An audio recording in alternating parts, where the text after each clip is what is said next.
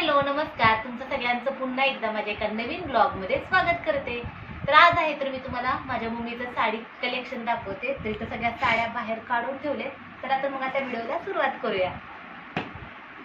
मला पण घे यायला काय झालं रे बघा।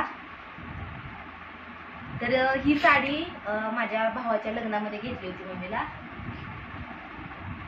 म्हणजे आमच्या घराच्या समोरचेच आहेत त्यांनी घेतली होती। म्हणजे असं मम्मीला म्हणजे बहीण मानते ते, त्यामुळं त्यांनी मग आपलं बहिणीला लग्नात बहीण मानतेत म्हणून आपलं दिली, त्यांनी लग्नात आहेर दिला होता हे ना पिल्लू। आणि ही साडी, ह्या साडीला जवळपास एक 15-16 वर्ष तर सहज झाली असते। तर अगोदर नेटच्या साडीची एकदम फॅशन होते, तेव्हा मग ही साडी घेतली होती। पटका ग्रीन कलर आहे, त्याच्यावर अशी डिझाईन आहे। आता नेटची साडीची फॅशन सगळी काय झाली, बुटका झाली। नको मुली आणि बूट म्हणायचं बूट,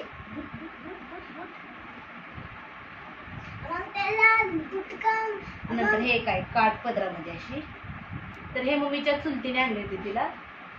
मम्मी प्रत्येक वर्षी मुंबईला राख्या पाठवून देत असते, आणि मग राख्या पाठवून दिले की मग ती ज्यावेळेस येईल त्यावेळेस मग रक्षाबंधनची साडी प्रत्येक वर्षी आणत असते। तरी त्यावेळेस एक आणलेली साडी टाकाश।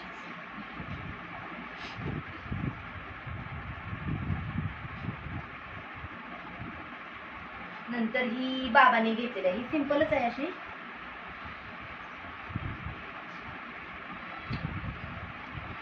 बाबांनी म्हणजे मम्मीच्या वडिलांनी